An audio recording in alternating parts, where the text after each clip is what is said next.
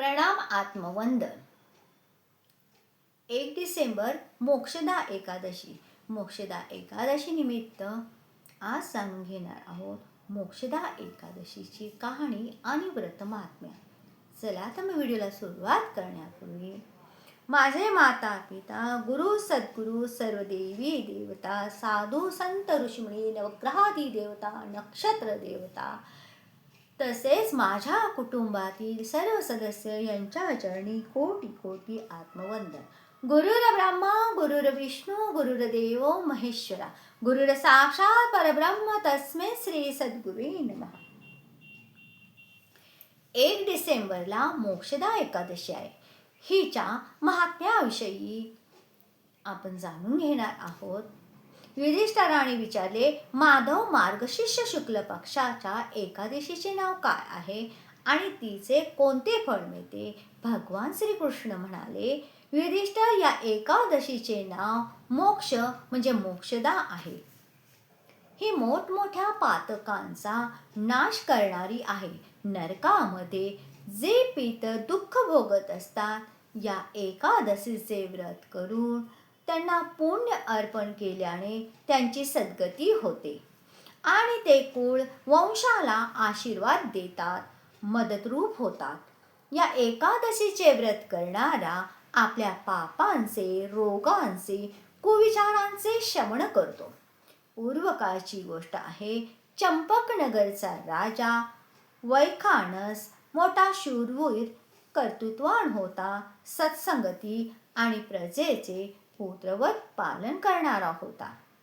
साधू संत ब्राह्मण श्रेष्ठ पुरुषांमध्ये आदरबुद्धी ठेवणे त्यांचा स्वभाव होता. एके दिवशी पहाटे राजाला स्वप्न पडले की त्याचे माता पिता आजी आजोबा वगैरे नरकामध्ये, सर्व पितर नरकामध्ये दुःखी होत आहे.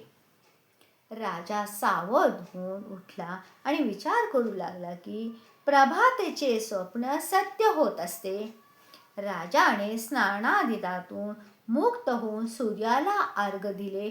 थोडा वेळ भगवत चिंतन ध्यान केले. मग ब्राह्मणांना आदराने बोलून विचारले, म्हटले की स्वप्नात माझे पूर्वज दुःखी चेहऱ्याने मला सांगत होते की आमचे राज्य होते तेव्हा मद्य मांस वगैरे सेवन न करण्यासारखे सेवन केले होते, ते न करण्यासारखे काम केले गेले होते. वाहवाहीसाठी, दान पुण्यासाठी तर करीत होतो, परंतु आम्ही सत्संग ऐकला नाही, सद्गुरू केले नाही, जप ध्यान तप केले नाही. आता आम्हाला कर्माचा मोबदला चुकवावा लागत आहे. आम्ही नरकामध्ये पडलो आहोत. वैखानस, तू धर्मात्मा राजा आहेस, आमच्या उद्धारासाठी काहीतरी कर. ब्राह्मणांनो, तुम्हीच सांगा की माझ्या पितरांचा नरकातून उद्धार कसा होईल? बुद्धिवान प्रामाणिक ब्राह्मण म्हणाले, राजन, येथून जवळच एकांत अरण्यात पर्वत मुनींचा आश्रम आहे. ते त्रिकाळ ज्ञानी आहेत. त्यांना प्रसन्न करून तुम्ही हा प्रश्न विचारला तर ते यथायोग्य मार्गदर्शन करू शकतील. वैखानस राजा हार, फुले, दक्षिणा वगैरे भेट सामग्री घेऊन पर्वत मुनींच्या आश्रमात गेला. मुनींना साष्टांग नमस्कार केला. मुनींनी राजाला क्षेम कुशल विचारले. राजन, राज्याचे 7ही अंग व्यवस्थित तर आहेत ना? राजा, महाराज, ते तर व्यवस्थित आहे, परंतु स्वप्नात पाहिले की माझे पितर नरकात पडले आहेत. आता तुम्हीच सांगा की त्यांचा उद्धार कसा होईल? पर्वत मुनी खोल ध्यानात डुबले. एका मुहूर्ताने ध्यानातून उठले व म्हणाले, राजन, मार्गशीर्ष शुक्ल पक्षाची मोक्षदा एकादशी मनुष्याच्या कित्येक जन्मांचे पाप मिटवून शरीराच्या रोगाच्या कणांना भस्म करून आयुष्य, आरोग्य व पुष्टी देणारी आहे आणि पितरांना सद्गती देणारी आहे. नरेश, तुम्ही आपल्या पितरांच्या कल्याणासाठी जे विचारले आहे ती लोक मांगल्याची गोष्ट सर्वांच्याच हिताची आहे. या दिवशी व्रत करणाऱ्याने मौनाचा आश्रय घ्यावा, काहीही खाऊ पिऊ नये. जर तहान लागली तर ताजे कोमट पाणी प्यावे. पाण्यावर राहू शकत नसाल तर थोडे बेदाणे किशमिश खावे, फळे खावी. जे अशक्त, आजारी, वृद्ध किंवा लहान मुले असतील त्यांना वगळून बाकीच्या सर्वांनी व्रत केले पाहिजे. पर्वतमुनी पुढे म्हणतात, राजन, एकादशीचे व्रत करा, रात्री जागरण करा, 12 वाजेपर्यंत तरी जागावे लागते.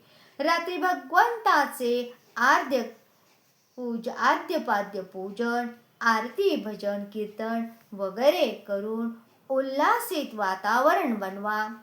अशा प्रकारे तुम्ही एकादशीचे व्रत पूर्ण करू शकता.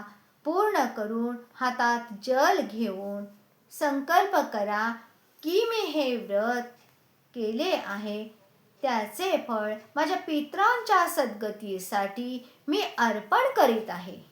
मग ते जल तुळशीच्या कुंडीत अथवा जलाशयात टाकून द्या. द्वादशीला सकाळी सूर्याला अर्घ्य द्या.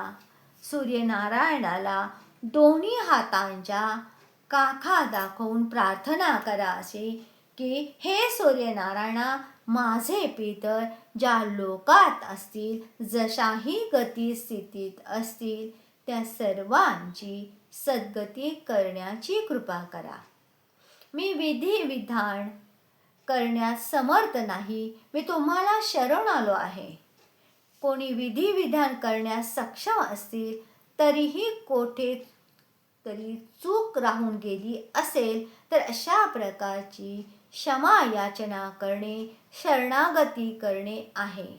मग 7 फुटाणे घेऊन त्याचे 2 भाग, 2 तुकडे करा.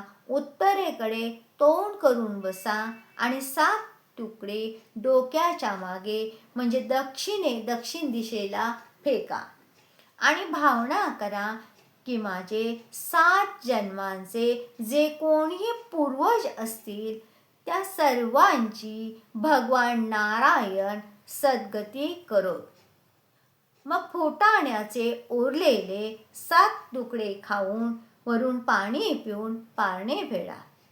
श्रीकृष्ण पुढे म्हणतात, युधिष्ठिर, जेव्हा राजाने एकादशीचे व्रत पूर्ण करून द्वादशीला व्रताचे पारणे केले तेव्हा पुष्पवृष्टी झाली आणि पाहता पाहता आकाशात त्यांचे पिता व अन्य पितर येऊन स्थित झाले आणि म्हणाले, वैखानस, तुझ्या एकादशी व्रताने, भगवत स्मरणाने, भगवत तत्वात शांती मिळाल्याने आमची सद्गती झाली आहे. पुत्र, तुझे कल्याण हो, तुझे यश चिरस्थायी हो, असे बोलून ते आकाशात अदृश्य झाले.